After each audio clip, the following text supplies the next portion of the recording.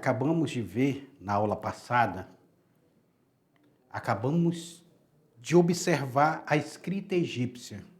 Mas nós temos uma outra civilização interessante para nós vermos nessa aula de hoje. Eu falei para vocês que eu não ia dar spoiler porque eu ia apresentar ela agora. Quem é? Já descobriram? Os gregos. Grécia Antiga. A Grécia Antiga, ela é o berço de uma sociedade, de uma civilização que vai estar enraizado lá questões que nós utilizamos até hoje. Quando nós falamos em democracia, a gente não tem como falar em democracia sem lembrar da Grécia Antiga. Quando nós falamos em matemática, não tem como não falar de matemática sem falar na Grécia Antiga. E principalmente, quando nós falamos de filosofia, quem é o pai da filosofia? É um grego. Então, vamos na aula de hoje, porque hoje nós vamos falar na tela para vocês. Aula de número 11, eu, professor Beto Reis, estarei com vocês falando sobre a Grécia Antiga. O que é essa Grécia Antiga? O que vai simbolizar essa Grécia Antiga? Hein? Vocês já ouviram falar em Grécia? Olha aqui as colunas gregas. O que vai ser? O que é essa sociedade? A organização da sociedade grega. Como essa sociedade grega se organizava? Como era o status dessa sociedade grega? Tem coisas aqui que a gente não vai aprofundar, porque é proibido para menores de 18 anos a gente aprofundar algumas coisas. Mas na Grécia Antiga, nós tínhamos uma sociedade que tinha uma hierarquia, mas era uma sociedade guerreira ao mesmo tempo. A beligerância da Grécia Antiga vai ser um dos marcos que deixa na sua história. Uma sociedade onde se buscava o ócio para poder pensar, produzir.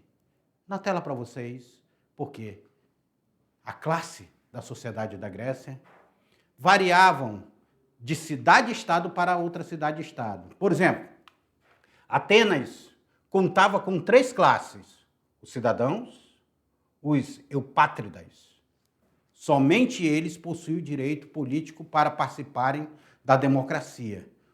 Olha aí, eupátridas, que eram os cidadãos. As mulheres e as crianças não faziam parte do grupo de cidadãos. Mulheres em Atenas eram colocadas de lado. Mirem-se nos exemplos daquelas mulheres de Atenas, a submissão da mulher de Atenas. A criança também ela não fazia parte do grupo de cidadãos, só depois que ela recebia uma maioridade. E aí nós temos os metecos, que eram os estrangeiros que habitavam Atenas. Não tinham direito político e estavam proibidos de adquirir terras. Não, vocês não vão adquirir terras aqui, não. Mas podiam dedicar-se ao comércio e ao artesanato. Em geral, pagavam imposto para viver em Atenas e estavam obrigados à prestação de serviços. Tá? Então, nós temos primeira classe social, os eupátridas. As mulheres não faziam parte dessa classe social nem criança. Segunda classe social, metecos. E a terceira classe social, os escravos.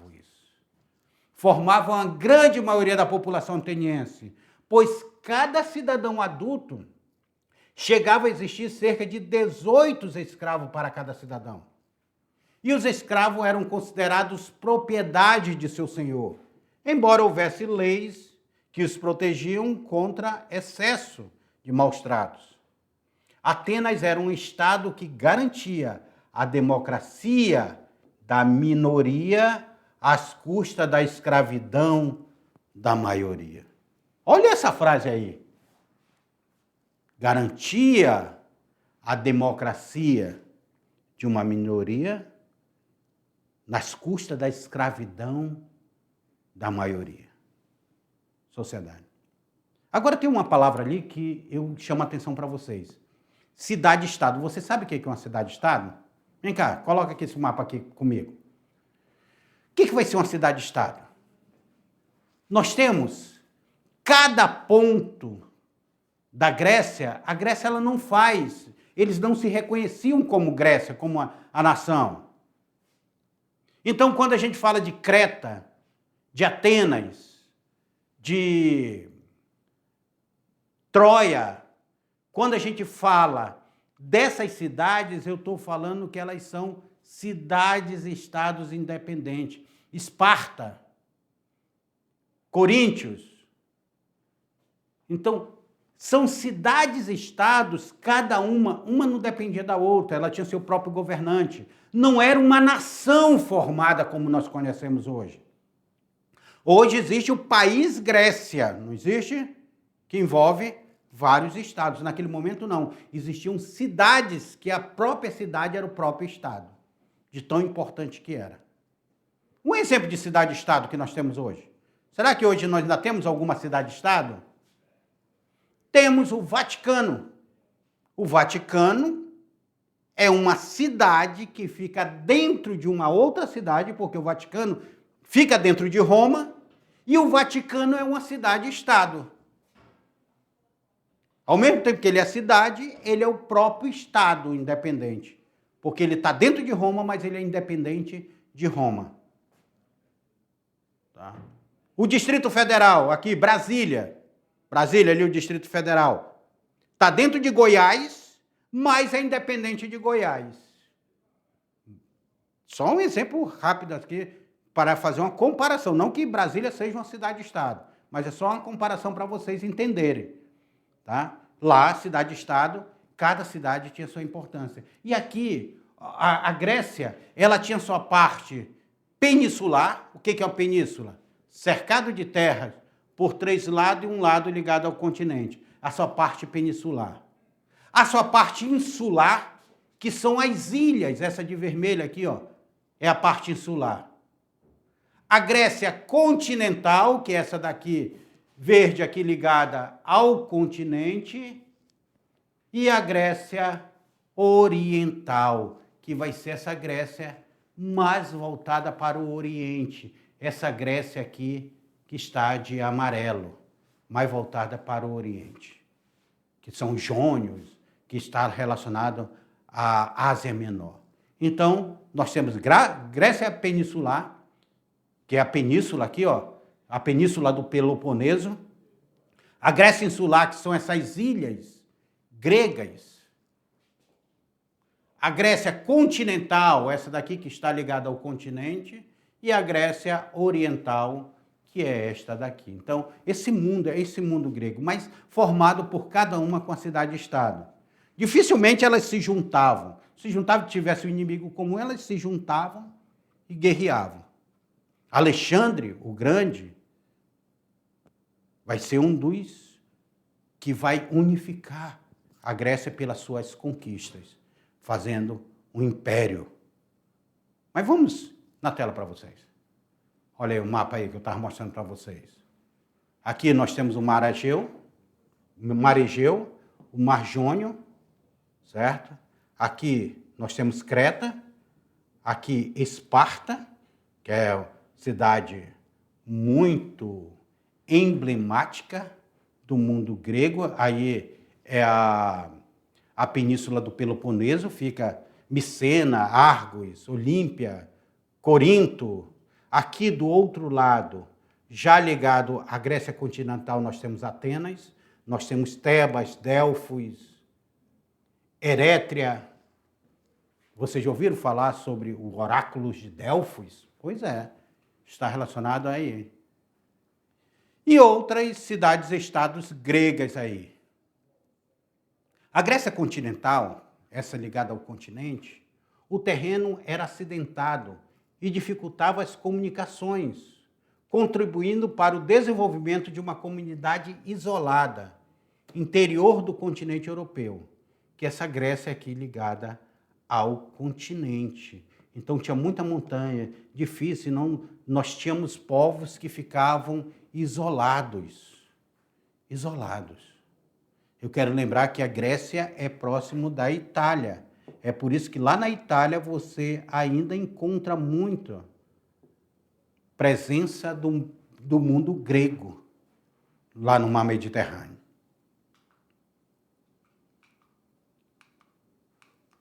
A Grécia peninsular, que é essa daqui, que é uma península cercada de água por todos os lados e só um lado ligado ao continente, isso é uma península, característica de uma península. Encontramos um litoral recortado com muitos golfos e baías, o que possibilitava a navegação. Destaque para a península do Peloponeso, que é esta que eu mostro para vocês aqui. Vamos lá, um mapa maior. Península do Peloponeso, olha aqui, ó. Aqui não é ligado ao continente e ela é cercado de água por todos os lados, só não por um lado que é ligado ao continente. E essa é a península do Peloponeso que o texto nos fala. Na Grécia insular, insular está relacionado a ilhas, tá, gente? Existia uma grande quantidade de ilhas. Destaca-se para a ilha de Creta, que era uma das maiores ilhas. Vamos lá voltar para o mapa maior também, que aqui nós mostramos aqui a ilha de Creta. Está lá embaixo, pouco isolada das restantes, e que tinha uma importância grandiosa, a ilha de Creta. Tá? Cadê? Olha aqui, ó. Aqui um mapa menor, Creta estaria aqui, ó. Estaria aqui mostrando. Então, os gregos, eles navegavam dentro dessa região aí. Tá? Pelo mar Egeu, pelo mar Adriático, pelo mar Mediterrâneo, todos esses mares que estão ligados ao mundo grego.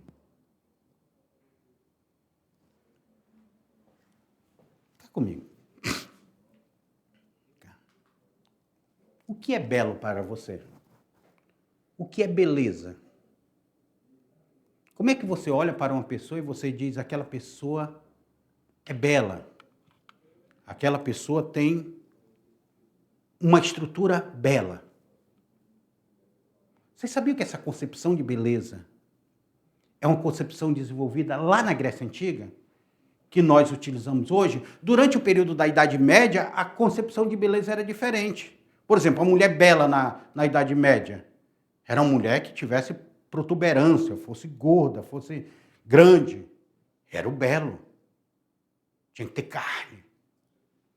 Depois, quando nós temos o Renascimento, se buscou o modelo de beleza grego. Tanto é que Michelangelo, quando esculpe Davi dentro daquela estrutura muscular dos gregos que praticavam esporte, que desenvolveram a Olimpíada. São os gregos que criam as Olimpíadas. Então, eles tinham uma estrutura, era uma estrutura militar, treinada e tudo, no treinamento, a musculatura, foi que definiu o que era belo. Ou seja, o mundo grego, até o que nós achamos belo ou não belo, é de influência desse mundo grego. Olhem na tela para vocês. O conceito de grego de beleza, você sabe a definição de belo? Olha aí. Você sabe o que é belo? Quando a gente pega Afrodite aí, ó, a deusa da beleza. Será que é belo? Mas onde surgiu essa preocupação? No século V a.C., os gregos estabeleceram proporções ideais para o corpo humano belo. E eles vão colocar isso nas suas esculturas, na sua arte, na sua literatura. São eles que definem o que seria o belo. Essa preocupação surgiu na Grécia Antiga. O conceito grego de beleza pode ser admirado nas esculturas e é perseguido por todos aqueles que buscavam um corpo perfeito. Aí é a figura de Apolo, o deus da beleza e da música. Mas outros deuses estão relacionados ao belo. Narciso, deus da beleza, Narciso se achava tão lindo que ele olhou, ele não resistiu ao próprio reflexo no espelho. Afrodite, a deusa grega da beleza, ou Ató, que é a deusa egípcia da beleza, ou Vênus, que é a deusa romana da beleza. Olha aí, cada um que tem os seus deuses, eu quero lembrar que os romanos também eram politeístas, eles tinham vários deuses. Os egípcios, como eu falei para vocês, tinham vários deuses, e cada um deus ele representava algo. Afrodite, a deusa da beleza, retratava o que seria o belo na mulher, Narciso o belo no homem, Afrodite a beleza da mulher e Narciso a beleza de um homem. Nessa representação. Isso está dentro de uma concepção filosófica de beleza. Hoje, chegou um momento, a nossa sociedade estava um momento onde que beleza das passarelas. As mulheres que sofrem com aquela doença da magreza, porque elas ficam perseguindo tanto aquele corpo magro, que nas passarelas a mulher não é aquela mulher formada, com uma musculatura. Para as passarelas, o que é belo? Para vestir uma roupa. Seria a mulher magérrima, que seria o belo. A mulher que não tem musculatura, seria a mulher magra, alta e tudo, que faz a desenvoltura na passarela. Aquilo é um modelo de beleza. Nas academias, o modelo de beleza já entra no diferencial. A mulher bombada, musculosa, é um outro modelo de beleza. Mas apesar que todos nós temos a nossa beleza, até esse que vos fala, que pode ser feinho, mas tem sua beleza. E você também, você é belo, e você também é bela também. Então, porque todos nós temos o padrão de beleza. Já pensou se só existisse um padrão de beleza? A gente iria casar só com uma mulher, ou a mulher ia casar só com um homem? Seria o único padrão de beleza, o resto nada? Seria mais belo? Seria complicado, né? Na tela para vocês. Olha aí, culpa dos gregos. Tá? Até meu diretor que é feinho, ele ia se tornar belo.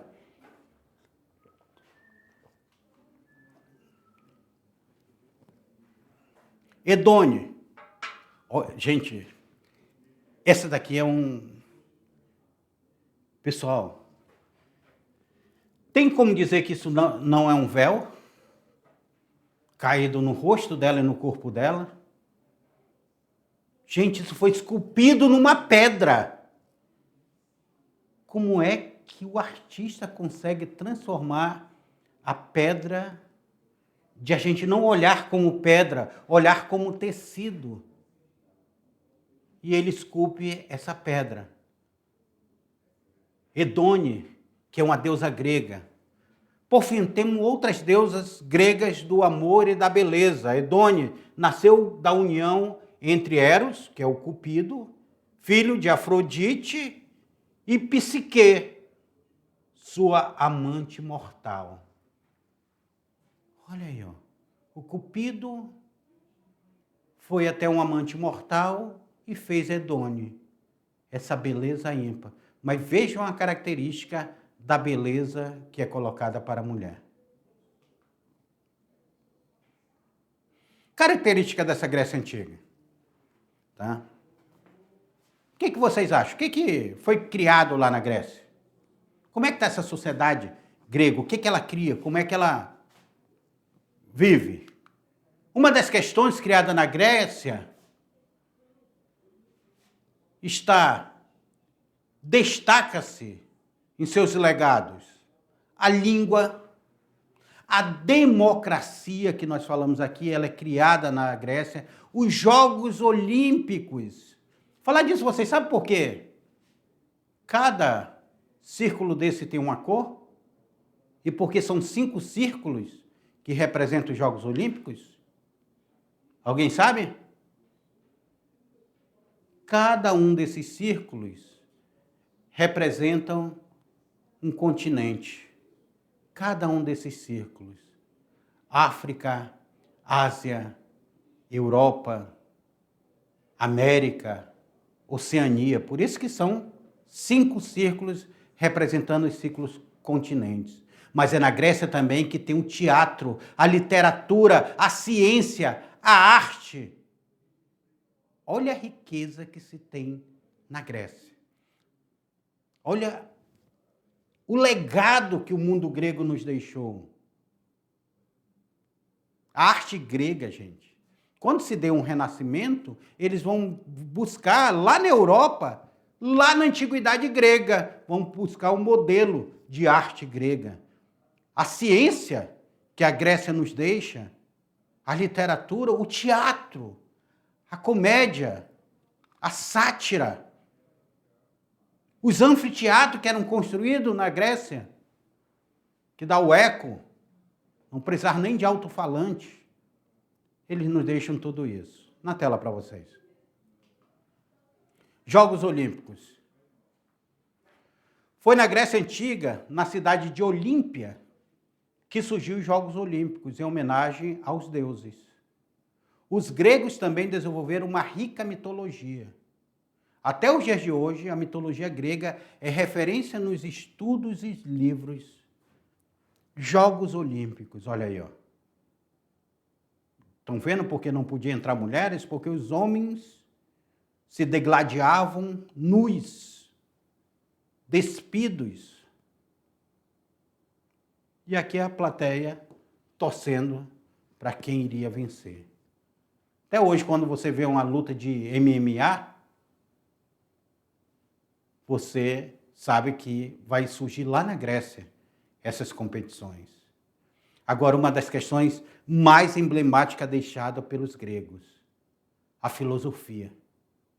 A filosofia também atingiu um desenvolvimento surpreendente, principalmente em Atenas, no século V, período chamado período clássico grego, que nós vamos ter Sócrates, Platão, Aristóteles, que são filósofos mais conhecidos desse período. Tá? A filosofia, aqui eu trago para vocês Escola de Atenas. Platão está com o dedo apontado para cima, dizendo que o homem nasce do mundo das ideias. Ele só chega aqui para lembrar o que ele já viveu no mundo das ideias. Que o perfeito está no mundo das ideias. Aristóteles está apontando para baixo, dizer que não. O ser humano é feito de sentidos. E os sentidos só estão... O que forma o ser humano são os sentidos só estão aqui na Terra. O tato, o olfato, a visão, a audição, o paladar. É o que dá essa experiência humana. Então, daqui é um debate filosófico. Eu quero lembrar vocês que a própria igreja depois vai desenvolver a filosofia patrística com base em Platão e a filosofia escolástica com base em Aristóteles. Uma filosofia aristotélica. Mas aí o professor de filosofia vai trabalhar com vocês. Ele vai trabalhar essa questão da filosofia. Então, nós iremos ver essa questão acontecendo lá na Grécia Antiga. Olha aí, ó. Eu quero que vocês observem bem. Observem bem essa imagem. Esse quadro aí é um painel chamado Escola de Atenas e mostra como se esses filósofos tivessem vivido no mesmo período. Só que nós sabemos que Sócrates, que está aqui, não viveu no mesmo período de Platão e de Aristóteles. Tá? Apesar de que Platão era seguidor de Sócrates, mas Aristóteles não. Tem todo um contexto aí nessa imagem. Escola de Atenas. Teatro. A dramaturgia também pode ser destacada. Quase todas as cidades gregas possuíam anfiteatro. Anfiteatro, olha aqui, ó. Quem está aqui, gente, aqui no meio do anfiteatro, propaga o som como se estivesse falando no alto-falante, para todos os lados. Sabia disso? Aqui na estrada de ferro Madeira Mamoré nós temos um anfiteatro. E eu sempre faço esse teste lá. Os atores apresentavam peças dramáticas ou comédia, usando máscaras. A poesia, a história, a arte plástica e a arquitetura foram também muito importantes na cultura grega. Quais são os períodos gregos? Os gregos dividem-se em períodos, tiveram vários períodos. A história grega é dividida tradicionalmente nos seguintes períodos.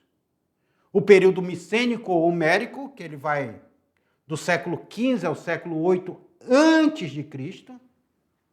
Só para vocês terem uma ideia, que é bem antes de Cristo. O período arcaico, que vai do século VIII ao século VI antes de Cristo. O período clássico, que vai do século VI ao século IV antes de Cristo. E quando eles tiveram contato com os romanos, a cultura greco-romana se torna um período helenístico, que vai do período 4 ao período 1 antes de Cristo. Então, esse mundo grego, olha aqui, ó. Já pensou? Você está lá, olhando para o mar Egeu, nesse mundo grego. A Grécia Antiga, ela nos deixa uma herança cultural. Se hoje nós falamos de arte, de cultura, de história, Heródoto, o pai da história, era grego. O pai da filosofia era grego. Tales de Mileto era grego. A matemática vem da Grécia, o raciocínio lógico vem da Grécia. Então, olha a herança que esse mundo grego nos deixa, o legado que ele nos deixa no período histórico. Na tela aí para vocês. Período micênico-homérico. As principais fontes históricas são as descobertas arqueológicas e os poemas Ilíade e Odisseia de Homero. Ilíade e Odisseia eram poemas de Homero, que fala aí sobre as guerras, as grandes guerras. Cavalo de Troia, vocês já ouviram falar no Cavalo de Troia? Fala dessas guerras aí. Durante o período homérico, chegam 4 povos indo-europeus que foram estabelecer na Grécia. Os aqueus, os jônios, eólios e os dórios. Chegam lá na Grécia dentro desse período. Os aqueus, os jônios, os eólios e os dórios eram povos de pastores seminômades. Não chegaram a construir um estado, ou seja, uma nação, não chegaram. Mas organizaram-se socialmente em clãs patriarcais denominados gênos. Eram esses clãs patriarcais, que era o homem, o pai, o líder. Descendiam de um mesmo antepassado e adoravam os mesmos deuses. O período arcaico, o nome Grécia vem do latim, Graece, denominado por certa tribo helênica, onde os antigos se autodenominavam de helenos, e o país da Hélade, ou seja, não era Grécia, era Hélade. Das cidades gregas, as que mais se destacaram foram Esparta, com certeza, gente, Esparta e Atenas. São as cidades que mais se destacaram na Grécia Antiga. Lacônia surgiu às margens do rio Emotas. A cidade foi a união das tribos dórias, formando uma sociedade militarista e conservadora. Já assistiram aquele filme Os 300 de Esparta? Hã? Deixa eu ver, vem cá. E aí, você já assistiu aquele filme 300 de Esparta lá? Que os espartanos estão enfrentando. Quantos nós vamos enfrentar? Eram 300 contra 30 mil. Meu Deus do céu. Até o Rodrigo Santoro protagoniza nesse filme, trabalha nesse filme. E aí tem toda uma luta, mostrando como seria a luta. O exército de Esparta é um dos exércitos mais fortes e organizados que vai ter. Eles eram feitos de soldados que um protegia o outro. Dizem até que os soldados eram casais. E eles um protegiam o outro. E foi um exército muito temido. É por isso que Esparta ele se desenvolve dentro dessa força militar, enquanto Atenas se desenvolve na filosofia, na democracia, nessa estrutura, Esparta vai se desenvolver, vai se destacar no seu poderio militar. Na tela, que a gente está vendo a Grécia. Período clássico. A Grécia atingiu seu apogeu marcado por grande desenvolvimento econômico e cultural. Com a ascensão da chegaram o choque contra outros povos e também entre si.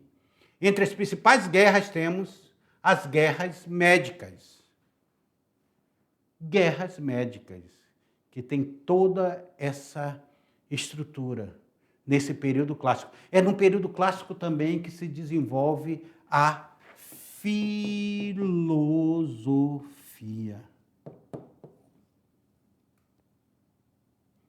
Então, são os períodos, bora voltar lá, são os períodos que a Grécia vai passar.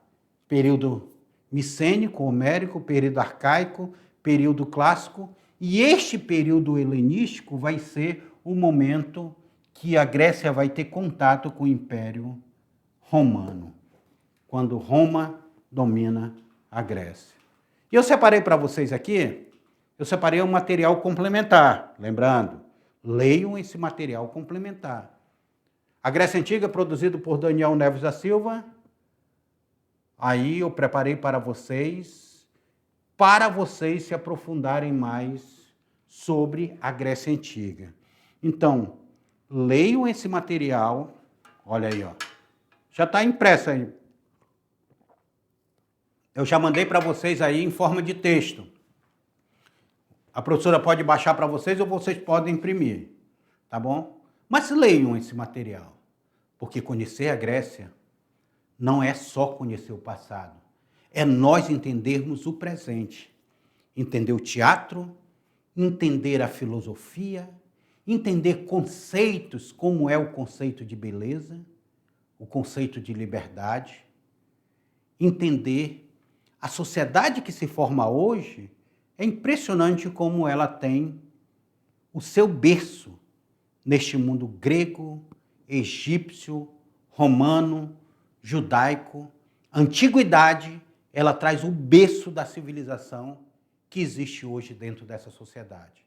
Você só entende essa sociedade que nós vivemos hoje se nós entendermos a antiguidade, entendermos a história.